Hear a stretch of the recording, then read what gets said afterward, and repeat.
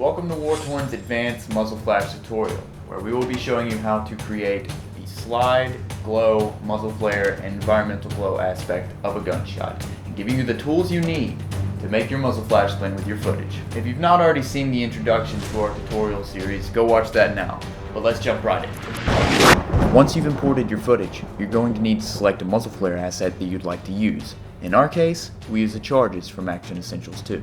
Some people use only one frame of flash, but we like to use 2 frames to simulate the fire actually moving while coming out of the barrel. It can sometimes be beneficial to cut out one frame of the footage to cause the gunshot to be more jarring.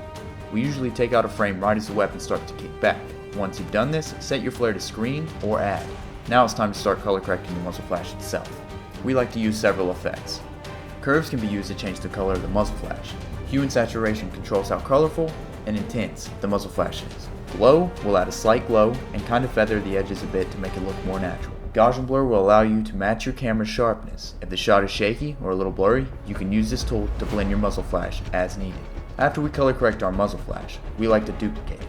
Make around 2 copies, blur the first to allow a surrounding glow and the second to make an even larger glow, and then play with the opacity until your muzzle flash blends very well. Tweak the settings of all these effects, get comfortable with what each setting means, and balance them until you get something that looks good to your own eye. We like something that looks about like this, but you might have a different style. Now it's time to make the slide kickback. Find the frame where he starts shooting, make a copy of the footage layer, mask out the slide, and allow 1 to 2 frames of the slide in a backwards position.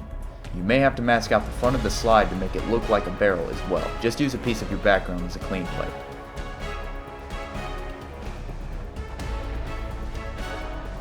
Now it's time for environmental glow. Duplicate your footage layer and set it to add. Mask out several parts of your person and surrounding objects that might be affected by the light. Feather these and mess with the opacities of the masks. It is sometimes beneficial to add a mask with a very low opacity to affect the whole entire shot. Now keyframe the layer to start at 100% and die off by 2 or 3 frames later. Now add smoke and shell ejection and you're set. Anyways guys, we hope this taught you a little something about how to make some dank muzzle flares. Don't worry, we will be making a shell ejection and a smoke tutorial in the future. Again, we never do this effect the same way twice, but we usually get the same outcome. So yeah, make sure you subscribe, enable notifications so you know when our next tutorials come out, as well as our films, which are still going to be coming out every week pretty much, maybe every 2 weeks. So you guys take it easy.